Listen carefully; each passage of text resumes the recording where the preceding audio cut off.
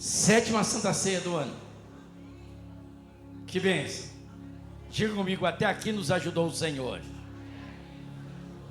O Senhor é bom, viu, queridos?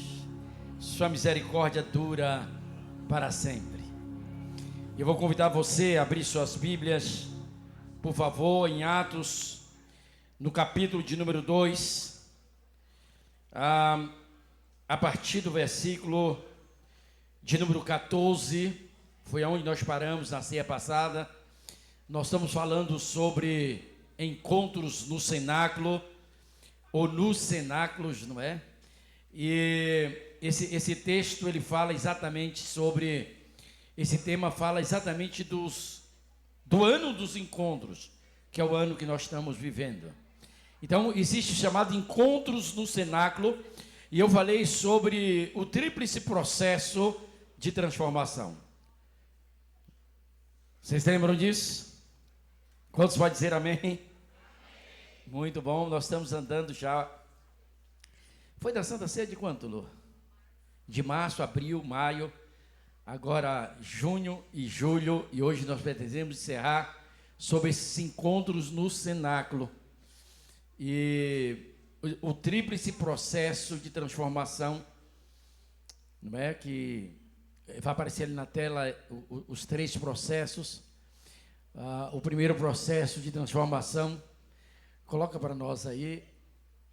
Eu falei que ele se chama confronto, e ele fala da negação, ele fala da traição e fala também da recusa.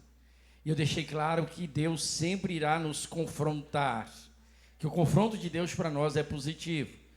Em segundo lugar, nós falamos sobre confirmação. Logo após o confronto vem a confirmação. Tudo isso baseados no cenáculo com Jesus e seus discípulos. Não é? Ninguém pode ser confirmado se não for confrontado. Você pode dizer isso comigo, só para lembrar? Diga, ninguém pode ser confirmado que não seja antes confrontado. E finalmente nós estamos falando sobre isso agora, não é? E vamos falar hoje sobre ativação. Então você passa pelo confronto, é confirmado, e aí então você é ativado. Ativado aqui é quando você é chamado para fazer algo, para realizar aquilo que Deus quer que você realize. E ninguém pode realizar a obra de Deus se não for confirmado e ativado. Não é apenas ser confirmado, é também ser ativado pelo Senhor. E essa ativação, ela é produzida, gerada pelo Espírito do Senhor em nossas vidas. Falamos então de Atos capítulo 1 e 2, parte do 2, quando o Espírito Santo desce sobre a igreja.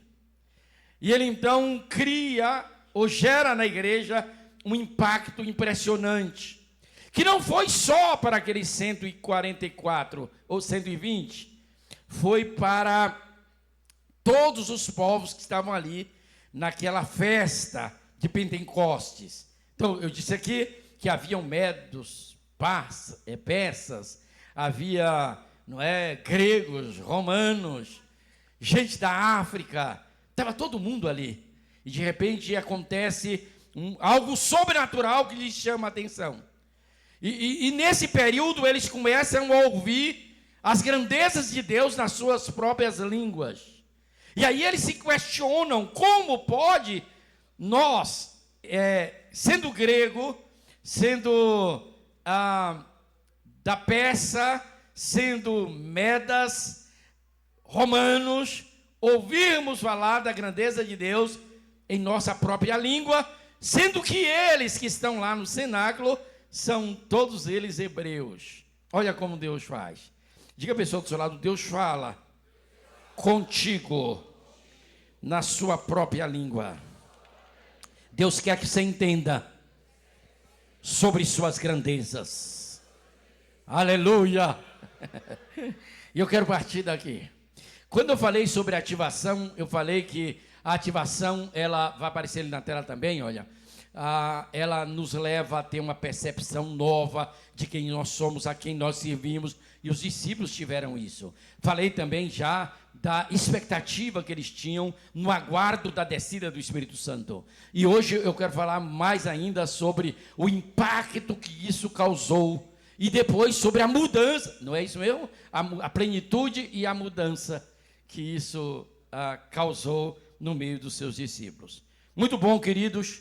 Eu quero convidar você agora a olhar comigo o discurso de Pedro, depois de ser questionado, não é, pelos homens da época, o que é que estava acontecendo.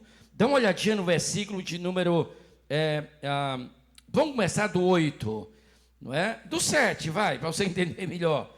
Estavam, pois, atônitos e se admiravam, dizendo: vede, não são porventura galileus todos esses que ali estão falando? Olha para mim, queridos, o Pentecoste, a ativação, ela chama atenção para a igreja. A igreja não precisa de mais nada para chamar a atenção que não seja o poder do Espírito Santo. Aonde está uma igreja do Senhor, ela atrai pessoas. Você tem a certeza disso? Isso não depende do tamanho dela, ou daquilo que ela faz para atrair. Toda atração que a igreja exerce, ela não depende da ferramenta humana.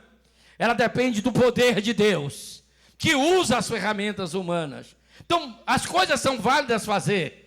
Todo tipo de chamamento que nós fazemos é positivo. Mas se não houver na igreja o poder do Espírito Santo, se não houver o Espírito de Deus agindo, tudo que nós fazemos ficará no superficial, não entrará na alma, no espírito, não conquistará, não libertará as pessoas. Até aqui você está entendendo? Amém mesmo? Daí vem todos esses povos e eles questionam assim. Ora, estavam todos atônitos, se admiravam, dizendo: vede, não são porventura galileus todos esses que aí estão falando? E aí vocês podem ler o versículo 8 que vai aparecer ali na tela. O que diz o 8?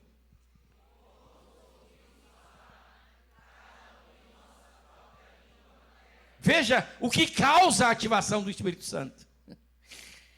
Deus, na sua sabedoria, inaugura a primeira igreja, a igreja primitiva, no dia de Pentecostes, que era um dia de festa, aonde tinham dezenas e dezenas de outros povos lá em Jerusalém para festejarem. Deus então usou a igreja primitiva e a ativação do Espírito Santo para falar a eles, a cada um deles, na sua própria língua materna. Versículo de número 9. Vocês podem ler? Olha quantos povos. Vai lá. Somos partos, medos, elamitas, naturais da Mesopotâmia, Judeia, Capadócia, Ponto e Ásia, da Frígia, da Panfilha,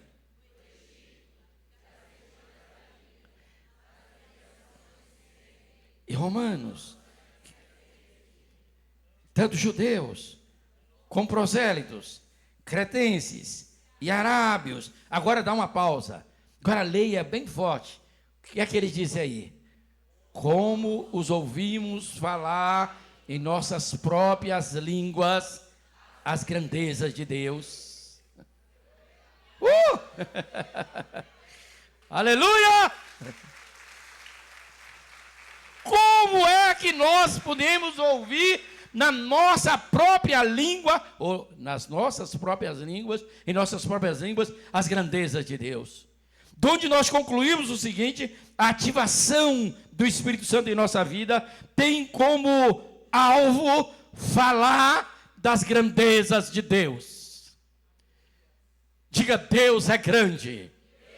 Erga sua mão direita e declare: o Senhor é todo poderoso.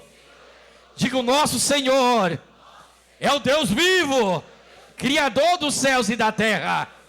Este é o nosso Deus, Senhor dos exércitos, que tem todo o poder. A Ele a glória, a honra, a majestade, o poder, a soberania, para todos sempre. Aleluia! Era disso que eles ouviam falar. Eu quero que você faça um exercício comigo de reflexão. Eles estavam lá falando em línguas. O texto não diz hora nenhuma que eles estavam orando quando se reuniram. Eles estavam assentados lá no cenáculo, aguardando o dia que ia acontecer. E aí aconteceu. E eles começam então a falar em línguas. Lembra disso? Veio um sopro forte e línguas como de fogo sobre a cabeça deles. E eles começaram a falar em outras línguas. E lá fora, quem ouvia falar na sua própria língua. Então Pedrinho, o grego, que falava grego, Rocha Ragina, e o árabe, Halachina.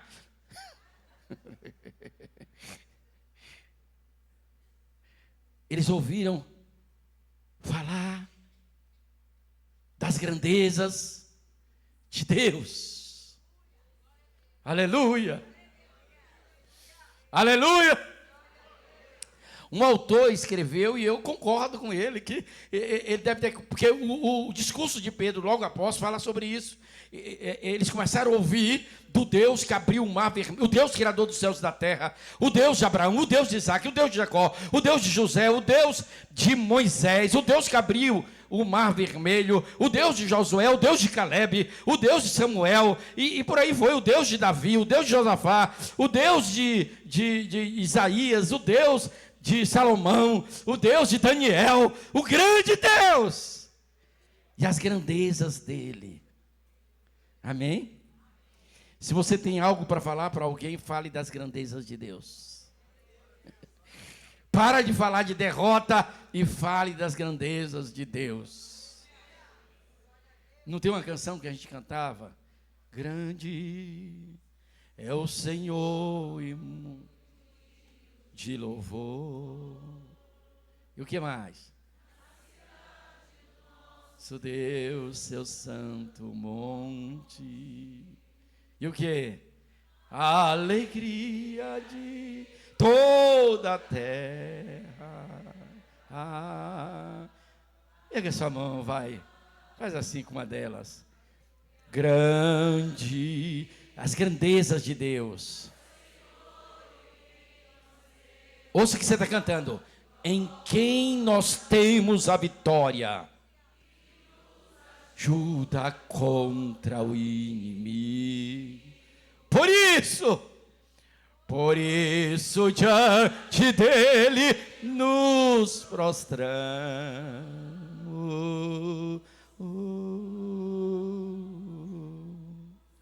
E agora, queremos o teu nome agradecer. E o que mais? E agradecer-te por tua obra. Eles estavam falando da grandeza de Deus, ou das grandezas de Deus.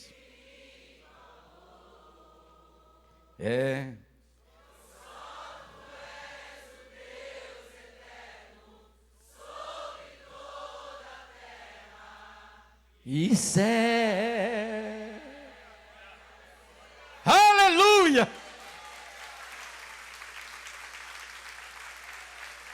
Aleluia! Eles perguntam como é que nós podemos estar ouvindo falar nas nossas próprias línguas das grandezas, as grandezas de Deus. Aí o versículo 12 diz que todos atônitos e perplexos interpelavam uns aos outros. Que quer isso dizer? Parou a festa lá de Pentecostes. Eles foram até o cenáculo, rodearam o cenáculo e queriam saber que quer isso dizer. Porém, havia os zombadores, aqueles que queriam desfazer daquela ativação. Diziam que eles estão embriagados. Aí Pedro sai e começa o seu discurso que eu falei para você em casa. Eu nem vou perguntar quantos olharam, pudessem ler o discurso de Pedro, principalmente os irmãos que são seminaristas aqui, né? E perceber como Pedro usa toda a ferramenta necessária de homilética. Ele constrói um sermão fora do comum. E Pedro não era um sujeito superletrado, também não era nenhum analfabeto, tá, queridos? Alguém diz, Pedro era analfabeto, não sabe nem fazer o ó com copo, você não está entendendo. Ele não tinha a mesma cátedra que tinha Paulo, mas Pedro não era um analfabeto. E agora, cheio do Espírito Santo, Pedro se levanta, versículo 14, com os 11, faltava aí Judas o Iscariote, e erguendo a voz advertiu-os, dizendo nesses termos: varões judeus e todos os habitantes de Jerusalém, tomai conhecimento disso e atentai nas minhas palavras. Pedro está chamando eles agora para tomar conhecimento e atentar nas palavras dele. Houve um silêncio tremendo naquele momento. Aí o versículo de número 15 que vocês vão ler diz o quê? Olha o sermão de Pedro. Ele começa exatamente assim: não estão embriagados, como vindes pensando, sendo essa a terceira hora do dia, às 3 horas da tarde. Mas o que ocorre é o que foi dito por intermédio do profeta Joel. Aí ele vai expondo tudo o que Deus tinha prometido para o profeta Joel.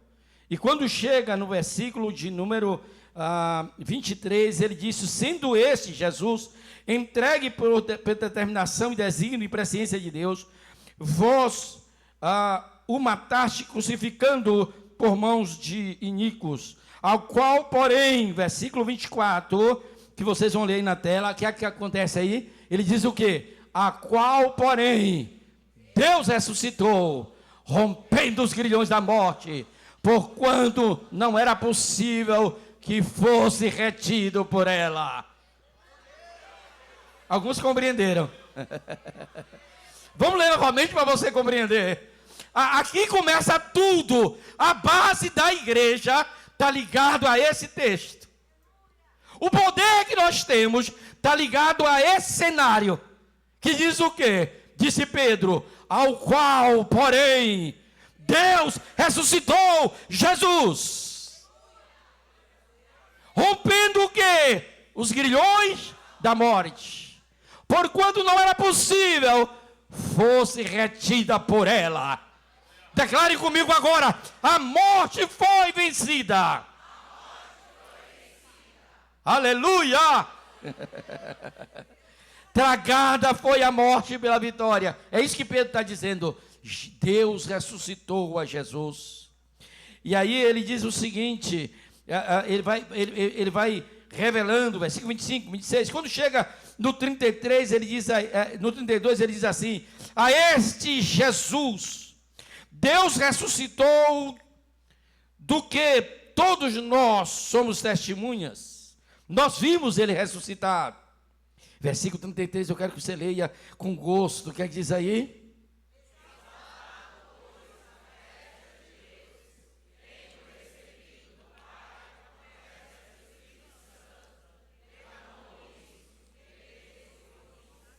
Aleluia.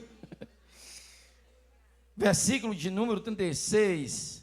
Esteja absolutamente certa, pois, toda a casa de Israel, de que a esse Jesus que vós crucificaste, Deus o fez Senhor e Cristo. Eu quero que você aqui da minha esquerda diga assim, só vocês da esquerda: Deus o fez Senhor. Você ainda tem a sua mão direita ou esquerda, levante ela assim, diga: Deus o fez Senhor. Diga: eu reconheço agora, diante dos céus, da terra, do inferno, diante do diabo, que Jesus é Senhor. Diga: Deus o fez Senhor. E como Senhor, Ele é soberano, Ele reina. Diga mais uma vez: Deus o fez Senhor. E vocês aqui: Deus o fez Cristo. Diga: aquele que morreu por mim, aquele que morreu por nós, Ele é o Cristo vivo, o Todo-Poderoso, Jesus Cristo, Filho de Deus Altíssimo. Aleluia! Aleluia! Só vocês. Vocês aprenderam aqui, só vocês. O que é mesmo? Tem gente com dúvida ainda. O que é mesmo que ele fez? Uma voz mais forte agora. Quando eu estou falando sobre isso com você, não é apenas uma palavra de efeito para você ter na cabeça. Não é. Ter na sua cabeça, não é. O que eu estou lhe ensinando e aqui insistindo com você é que você deve ter em Jesus o Senhor. Cristo é o Senhor. Você não imagina o que essa frase reverberou no tempo dos apóstolos. Que o Senhor, Gilberto, era César. Ave César. Aí de repente aparece uns discípulos dizendo: Jesus é Senhor. César não é Senhor. O diabo não é Senhor. Jesus é Senhor. E vocês aqui? Muito, vamos lá. Deus o fez o quê? Mas vocês estão fraquinhos, só estou ouvindo aqui a voz do Alan. O que é que Deus fez com ele mesmo? Deus fez Cristo. Ele é aquele que morreu por nós. Por isso o seu amor nos constrange. É isso que ele está dizendo. Deus o fez Senhor. Deus o fez Cristo. Amém? Aleluia. Antes dele ser Cristo, ele era Senhor. E o Verbo se fez carne e habitou entre nós. Ele já era Senhor. Lembra quando ele pergunta para os discípulos: e vós, o que dizem de mim? Ele perguntou primeiro: o que é que o mundo fala de mim? Aí falaram: Elias, é um profeta, bom, enfim. E aí Jesus pergunta para eles, os discípulos: e vós, que dizeis quem eu sou? Lembra que o Pedro falou? Quem lembra? Vai ganhar um lanche na... Quem lembra? Paulo está lembrando lá: tu és o Cristo, o Filho do Deus vivo. Eu posso pedir para você ficar de pé um pouquinho? Você não pode declarar isso assentado, bem à vontade. Eu quero que você se prepare já agora. Vá fazendo aí um ensaio para aquele dia quando nós estivermos diante do trono dele. E quem tem as duas mãos pode levantar comigo e declarar assim: Jesus Cristo é o Filho do Deus Altíssimo. Diga: tu és Senhor absoluto, Rei dos Reis, Alfa, Ômega, princípio e fim. Aleluia, aleluia, aleluia. Uou! Reina, Senhor. Aleluia. Não há uma canção, continue de pé um pouquinho. Não há uma canção que diz assim: quero declarar que Jesus, quero declarar.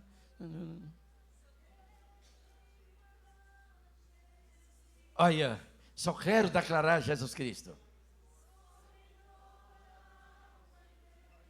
Sobre toda a alma em depressão, ansiedade, medo, sai agora. Clamo Jesus. Vá. Só quero declarar Jesus Cristo. É o que Pedro estava fazendo aqui. Portanto, Falando das grandezas de Deus em Jesus. declara a esperança e a liberdade. Oh, Jesus. Aleluia. Teu nome É é cura. Vá, declare isso. poderoso. Teu nome é vida. As grandezas de Deus. Destrói Jesus, Deus o fez Senhor e Cristo. trevas, vem sobre nós. E aplauda o Senhor. Obrigado. Agora você pode assentar. Aleluia. Alguém pode dizer aleluia comigo? Após esse discurso, 3.000 pessoas se convertem naquele dia. Você vê que não tinha pouca gente, tinha muita gente. Mas 3.000 dessas pessoas, medos, persas, gregos, romanos, hebreus, egípcios, da Mesopotâmia, eles se converteram naquele dia. E a palavra diz que eles foram batizados, 3.000 batizados.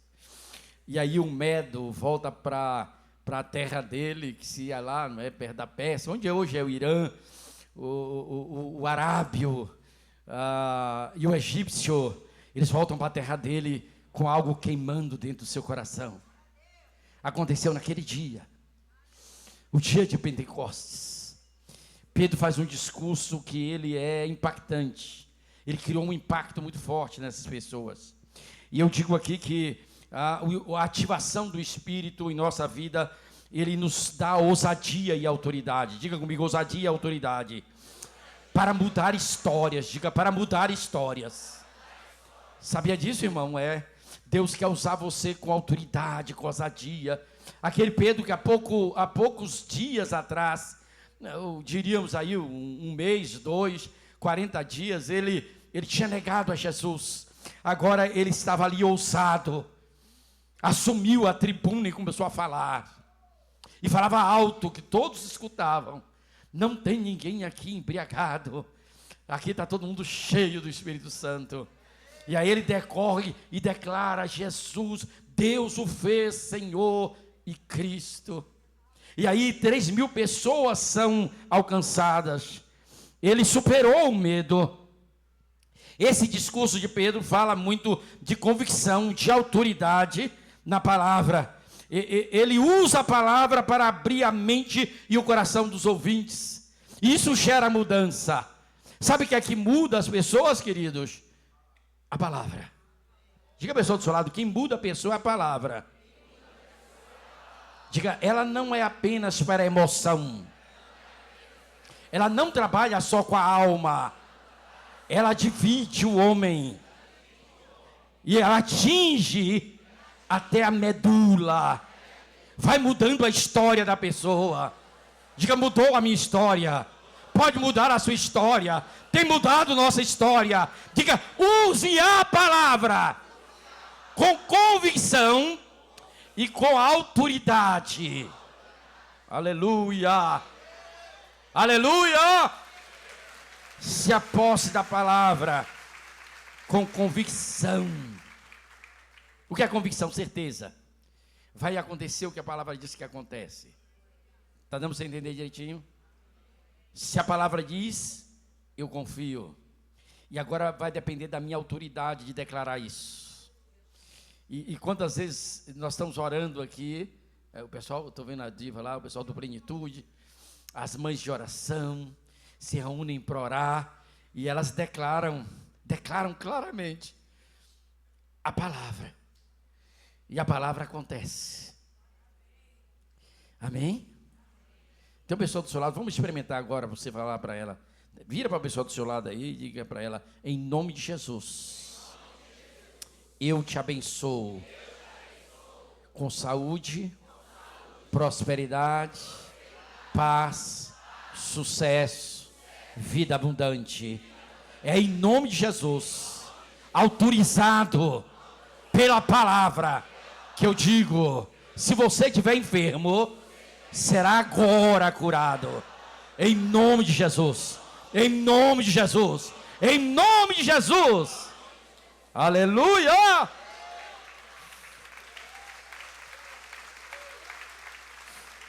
Eu disse aqui que ele usa a palavra para abrir a mente e o coração daqueles ouvintes. Houve mudança de mentalidade, de direção naquelas pessoas. Elas chegaram até ali para poder comemorar, celebrar o dia de Pentecostes. Era o dia da colheita, estava todo mundo feliz, bebida, comida, não é? Churrasquinho de camelo, de de ovelha, sei lá de quê, não é? E eles estavam ali comendo as esfirras, e pão, e tomavam vinho, e aquela alegria toda deles. Deus foi bom para a gente, mandou uma boa colheita, chamava muita atenção. Chamava muita atenção. Você pensa assim, deixa eu dar um exemplo para você, a grosso modo. O carnaval não chama atenção? Sim ou não? Não tenha medo de falar não. Sim ou não? Lógico que chama. Carnaval do Rio de Janeiro, vem gente da Suécia, da Suíça, da Noruega. O Haaland. Não pôde fazer muito ontem, não é o Haaland? Amarraram ele. E eu fui dormir, fiquei com tanta bronca de torcer contra a Argentina e não consegui, que eu torci pelo Egito. Eu era egípcio. Eu era da família de Faraó. E fiquei feliz. Alan colocou 2 gols, 3, mas aí tiraram um, está ajudando a Argentina. Os juízes estão doidos para a Argentina chegar à final, por causa do Messi. Uma coisa bem combinada que eles fizeram. Ganhou ontem a Argentina? De quanto? Verdade. E tu fala com essa alegria toda? Você torceu pela... Quem jogou contra eles ontem mesmo? A senhora também. Até nós ganhava. Lembra? Tadinho do Brasil. Fechando parênteses agora. Aleluia. Amém, queridos. A palavra mudou a mentalidade deles. Mudou a direção deles. Houve agora arrependimento. Em contrapartida, provoca 3.000 conversões. E o resultado foi o crescimento espiritual, a expansão da fé, o amor ao próximo. Ali eles começaram a entender o que era evangelho. E outra coisa que chama atenção, e eu preguei domingo passado de manhã aqui sobre isso, o conteúdo da mensagem. O que Pedro pregou foi sobre Jesus. Não foi sobre nada. Ele não falou quantos romanos eram miseráveis, como Deus ia mudar a situação política, social daquela nação. Não, ele falou assim: Cristo é Senhor, Jesus é Senhor e Cristo. Então, a mensagem dele foi cristocêntrica. Se você olhar aí, Pedro aponta para Jesus, só para Jesus. Ele fala da mensagem de Jesus, da sua vida, dos milagres que ele operou. Ele fala da sua morte sacrificial. E ele fala sobre a sua ressurreição. E ainda fala, ele foi assunto aos céus. Esse foi o sermão de Pedro. Irmão, quando você estiver pregando, não esqueça sempre de deixar claro que Jesus é Senhor e Cristo, que Ele morreu por nós, que Ele ressuscitou por nós, que Ele está sentado à destra de Deus, nos esperando. E que Ele estará conosco todos os dias até a consumação dos séculos. Diga comigo, o Evangelho, desculpe-me, o Evangelho sempre exigirá uma resposta. Sabia disso? Declare de novo comigo, diga, o Evangelho tem o poder de exigir uma resposta. As pessoas, querendo ou não, elas respondem sim ou não, mas vão responder. O Evangelho não fica sem resposta. E às vezes a resposta é violenta. Não basta apenas admirar Jesus. Tem que arrepender-se, crer e obedecer. Você pode dizer isso comigo? Diga, não é importante só admirar Jesus. É importante crer e obedecer a Jesus. Aí nós vamos para o capítulo 3. No capítulo 3 acontece um outro impacto interessante. A vida entrou no normal, olha aqui para mim, houve todo aquele movimento, mas a vida continua. Diga comigo, a vida continua. Houve aquela conferência tão grande, se converteu 3.000 pessoas, foram batizadas, e a vida continuou, gente. E a vida continuando, e com todas as suas demandas, Pedro e João vai para o templo orar na hora nona, às 3 da tarde. Eles vão lá orar. E ao passar, eles encontram um homem que é coxo de nascença. Foi o primeiro milagre da igreja primitiva. Não sei se vocês estão atentando para isso, mas Deus não começa com a igreja primitiva operando milagre. Deus começa com a igreja primitiva pregando Jesus, o Senhor e Cristo. Aí após isso, quando a vida entra no seu curso normal, eles vão passando para ir orar, e encontra um homem coxo, não é? De nascença, e estava ali sentado na porta formosa. E esse texto nos ensina que a verdadeira autoridade e poder operam através de um olhar compassivo, de reconhecimento da própria identidade em Cristo e das atitudes intencionais. Desculpe, eu vou repetir aqui. Deixa eu tomar água. Vá, aplauda o Senhor.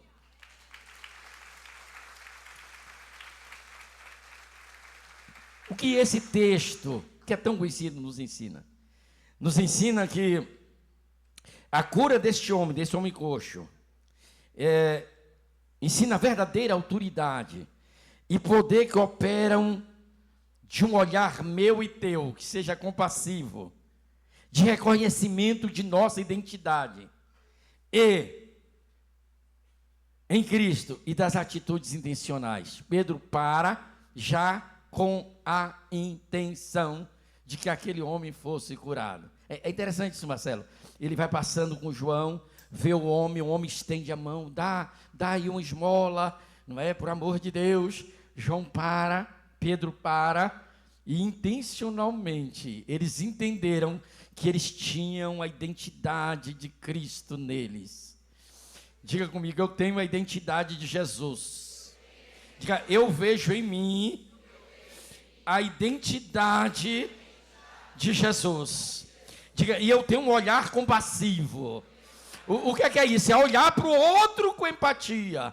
É ver a necessidade do outro. Veja, igreja não é só fogo, poder, falar línguas, sapatear, pular, dar cambalhota. Não é só isso. É isso também, pode ser. Mas a igreja é, acima de tudo, uma igreja de compaixão, uma igreja de empatia, uma igreja que se identifica em Cristo, que reconhece sua identidade em Cristo e que tem atitudes, sim, atitudes intencionais. Eles aprenderam a ser intencionais como Jesus. Estava ali um homem com sua necessidade. Pedro para com a intenção. Qual era a intenção de Pedro? Curá-lo em nome de Jesus, o Nazareno. Fale comigo, compaixão, consciência, intencionalidade. Eu tenho que ter olhar compassivo para as pessoas. Viu, irmão? Amém? Sua compaixão move o coração de Deus. Quando eu sou duro, difícil, no uso de misericórdia, com certeza absoluta eu vou ter problema lá adiante, porque alguém também não vai usar de misericórdia comigo. Mas se você é misericordioso, paciente, entende o outro, até as motivações dele ou dela, você entende. Jesus entendeu.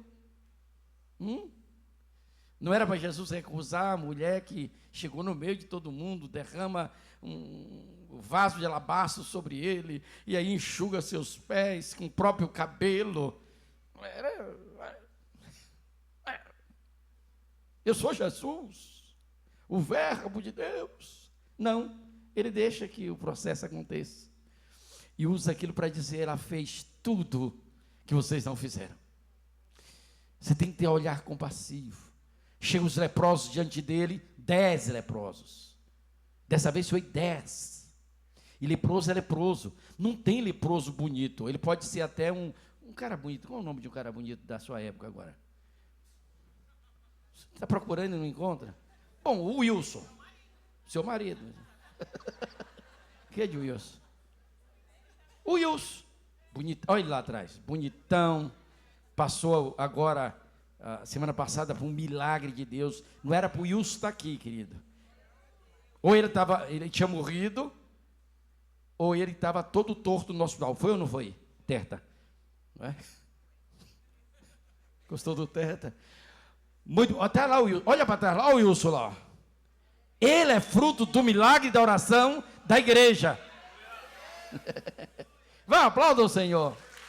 Então, o leproso não é uma figura bonita. O Wilson, se ele tivesse, Deus o livre, se ele tivesse com lepra, 10 dele aparecendo, faltava uma orelha, faltava um nariz, faltava um olho, faltava uma parte da mão. Os leprosos chegaram sujos, fedorentos, eles não podiam tomar banho, não tinham de tomar, viviam escondidos, e eles aparecem até Jesus, e Jesus não os olha como leproso. O olhar de Jesus foi compassivo, olhou para eles com compaixão e os curou. Os discípulos tinham aprendido isso. Diga comigo, compaixão. Vocês não botaram ninguém bonito hoje em dia? A Rosigueira está lembrando ali assim, falou até com muita força. Qual é o nome dele mesmo? Brad Pitt. É ele mesmo. Na minha época era Alain Delon. Ninguém nem... Você não mas era um cara bonito. Quem conheceu Alain Delon aqui comigo? O pessoal está assim. Você, Maria... Vai dizer que quando você era adolescente tinha um pôster dele no quarto. Tinha. Você lembra de Sidney Potter? Negrão bonito, não? Esses eram bonitos mesmo. E eram homens, não é verdade? Muito bom. Diga comigo, compaixão, consciência, intencionalidade. Amém? Pedro diz para ele, em nome de Jesus o Nazareno, levanta e anda. Diga, irmão, do seu lado aí, em nome de Jesus o Nazareno, eu te abençoo agora. Sai dessa inércia, que haja movimentos em ti. Aleluia! Pedro e João passam por aquele homem e não ignora a sua necessidade. Não ignore a necessidade do outro. Esse é o poder da ativação. Você foi ativado por Deus para colocar em prática, então não tenha medo de agir. Finalmente, eu quero chegar até Atos 8. Você pode perceber aí que, vai passando sua Bíblia devagarzinho. Atos 3, acontece tudo isso. Atos 4, começa a perseguição. Pedro e João são presos.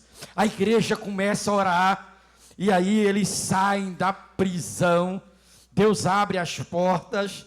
E eles saem da prisão porque a igreja estava em oração. Diga, a igreja estava em oração. Aleluia. E eles disseram para aqueles que prenderam eles, que aconselharam, não façam mais isso. Eles disseram, mais importa obedecer a Deus do que aos homens. Quantos amém eu posso ouvir?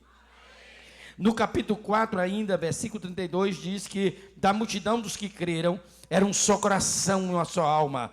Ninguém considerava exclusivamente sua nenhuma das coisas que possuía. Tudo, porém, lhes era comum. Com grande poder, os apóstolos davam testemunho da ressurreição. Você encontrou aí? Do Senhor Jesus Cristo. E em todos eles havia abundante graça. Diga, abundante graça. Pastor, para que serve a ativação do Espírito em minha vida? Não é só para que eu fale línguas, para que eu tenha dons, para que eu cure as pessoas. É preciso que eu vá crescendo na graça e no conhecimento do Senhor Jesus. Havia neles abundante graça. Capítulo 5, veio então uma disciplina na igreja. Ananias e Safira morrem porque mentiram ao Espírito Santo. E aí os apóstolos continuavam fazendo grandes milagres e foram presos novamente, capítulo 5. Aí no 6, aparece a instituição dos diáconos e o Estevão, não é? Vai levado perante o Sinédrio. No 7, Estevão faz a sua defesa. Depois, Estevão é apedrejado. No capítulo 8, começa a grande perseguição. Estevão morre. Capítulo 7, final dele. Vocês encontraram aí? Dá uma olhada como é que ele morreu. Ele estava cheio do Espírito Santo. Olha como ele morre. E versículo de número 59, do 7. Vai aparecer ali na tela. Hã? Aqui, isso. Está aqui ainda não. Não, ali está. Para mim ainda está Atos 2:24. Mas tudo bem. Olha aqui, leia vocês aí.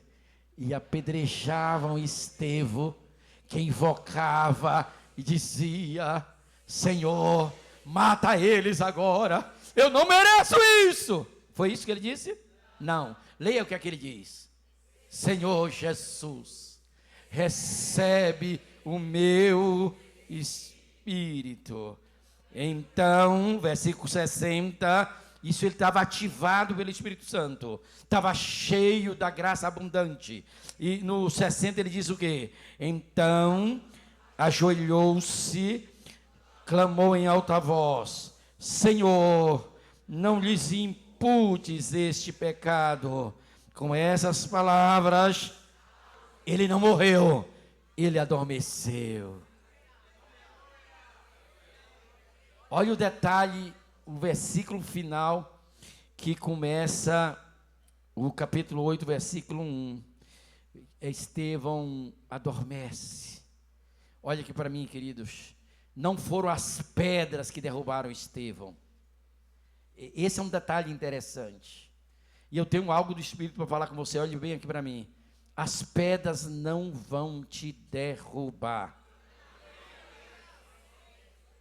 Estão tentando apedrejar você, mas não vão te derrubar.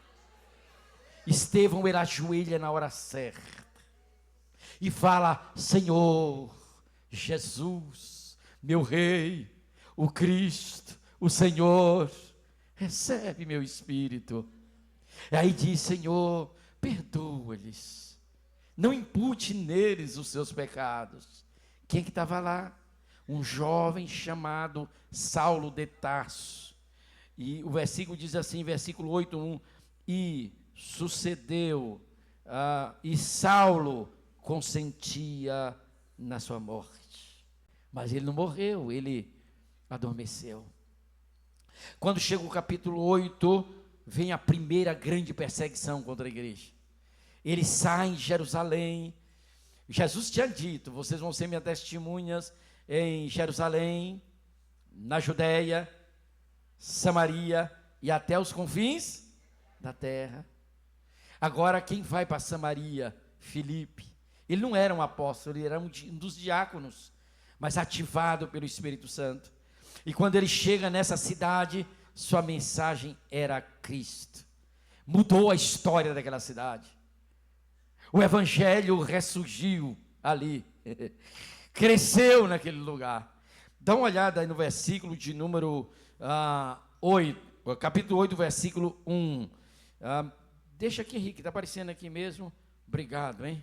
Leia vocês aí e Saulo consentia em sua morte. Agora, vamos continuar. Que diz ali, versículo 2 no caso, não é? De Atos 8, que diz, está aparecendo? Só ficou Paulo consentir sua morte. Mas olhe na sua Bíblia e diga: naquele dia, levantou-se grande perseguição contra a igreja em Jerusalém, e todos, exceto os apóstolos, foram dispersos pelas regiões da Judéia e Samaria. Diga: alguns homens piedosos sepultaram Estevão, fizeram grandes prantos sobre ele. E agora versículo 3, Saulo, porém, assolava a igreja. E o que mais? E entrando pelas casas, e arrastando homens e mulheres, encerrava-nos no cárceres. Versículo de número 4. Antes, diga comigo: ninguém pode parar a obra do Senhor. Entre mentes, no meio dessa pandemia toda, dessa perseguição toda, em meio a tudo isso, leia vocês e a gente encerra. O que é que diz? Os que foram dispersos iam por toda parte pregando a palavra. Aleluia! Era plano de Deus. Ninguém pode deter a obra santa. Aleluia! Aí a Bíblia diz: Filipe, descendo a cidade de Samaria, anunciava-lhes a quem? A Cristo. É o versículo seguinte que deve estar aqui, não é? Filipe, descendo a Samaria, anunciava-lhes a quem? A Cristo. Ele desceu, ele tinha as filhas que era profeta, a sua mulher, e ele começou então já a anunciar a Cristo.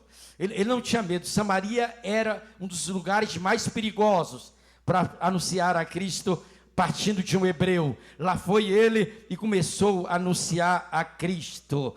E as multidões atendiam unânimes, obra do Espírito Santo.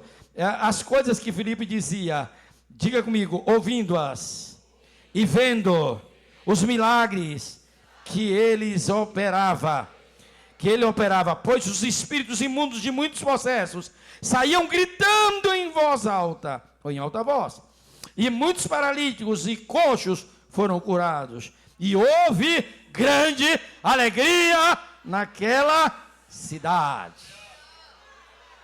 Deus te abençoe. Aleluia. Deus abençoe você. Você pode ficar de pé comigo e dizer: o Espírito de Deus está sobre mim e me ungiu. Diga: eu estou sob a unção do Espírito do Senhor. Aleluia. Aleluia. E aplauda ao Senhor, queridos. Vamos nos preparar para cear. Aleluia. Aleluia. Pega na mão da pessoa do seu lado antes de... Os nossos ministros vão se preparando aqui. Aleluia. Aleluia. Aleluia. De olhos fechados, declare: Jesus é Senhor e Cristo. Diga: e eu sempre vou falar sobre as grandezas de Deus, que grande é o Senhor.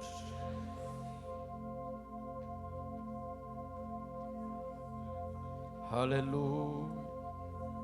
Glória a Deus, aleluia. Santo é o teu nome. Glorifica ao Senhor. Aleluia. Bendito és tu, Senhor. Aleluia. Aleluia. Deus te abençoe. Solte a mão do irmão do seu lado. A palavra diz que aquilo que eu recebi do Senhor eu vou entreguei. Aleluia. Na noite o Senhor foi traído, tomou o pão e disse: esse é meu corpo que é dado por vós. Fazei isso em memória de mim. Por semelhante modo, depois de haver ceado, tomou o cálice, dizendo: esse cálice é a nova aliança no meu sangue. Todas as vezes que comestes do pão e bebestes do cálice, anunciais a morte do Senhor até que Ele... Diga: Maranata. Examine-se, pois, o homem a si mesmo, e assim coma do pão e beba do cálice. Diga: Pai, obrigado pelo pão e pelo cálice. Eles anunciam tuas grandezas em nosso favor. Jesus morreu e ressuscitou. Em breve voltará. Diga: Senhor Jesus, eu te amo. Diga: eu te amo, Jesus. Diga mais uma vez: eu te amo, Jesus. Tu és meu Senhor e o meu Cristo. Ah, eu amo ao Senhor. Aleluia. Aleluia. Glória a Deus. Louvado seja o teu nome. Aleluia. Obrigado pelo teu cuidado. Havia uma canção antiga que dizia assim: eu amo a Cristo. Sim, eu amo a Cristo. Eu amo a Cristo, porque Ele morreu por mim. Aleluia. Devo aprender? Olha o coral aqui assim, eles já decoraram. Você sabe essa canção? Ela é tão antiga. Eu vou ser o maestro agora. Diga: eu amo a Cristo. Sim, eu amo a Cristo. Eu a Cristo. Por quê? Você sabe diferente, Meu né? porque a minha alma salvou. Que maravilha. Então solta a voz. Eu Amo a Cristo. Sim, eu amo a Cristo. Eu amo a Cristo. porque A minha alma salvou. Oh, yes. Pode assentar-se. Declare seu amor a Cristo. Quando você estiver com o pão e o vinho em suas mãos, podemos distribuir. Aleluia.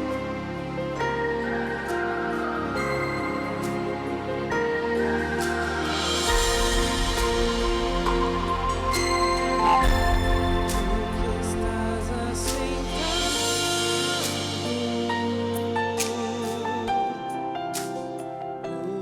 no trono,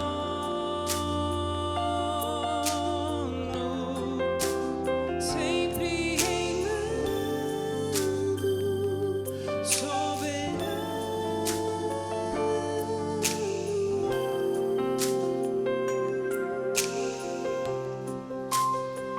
Anjos homens louvando,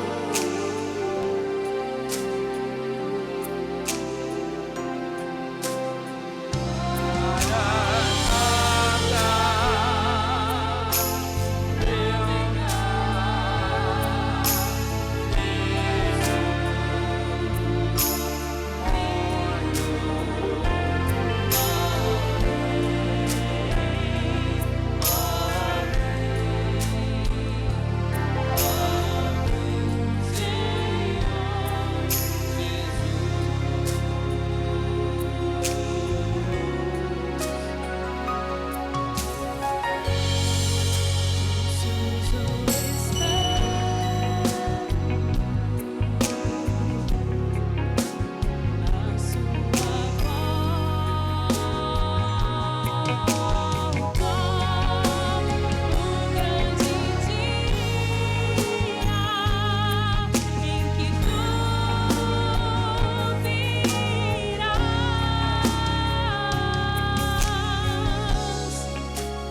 amor com seu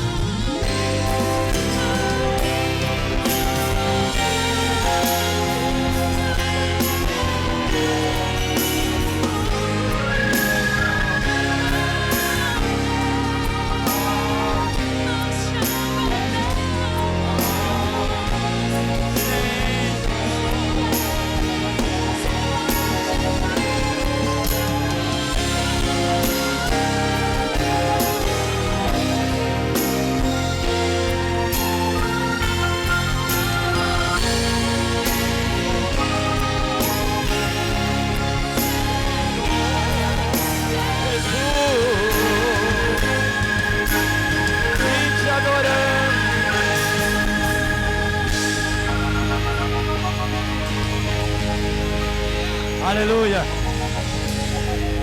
Tome do pão todos e coma.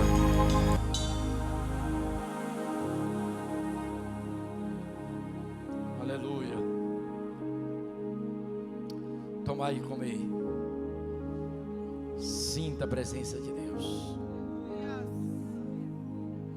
Aleluia. Glória ao teu nome.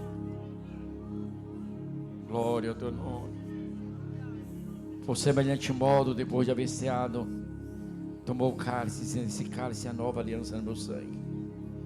Todas as vezes comerdes desse pão, beberdes do cálice, anunciais a morte do Senhor até que Ele venha. Tome todos do cálice.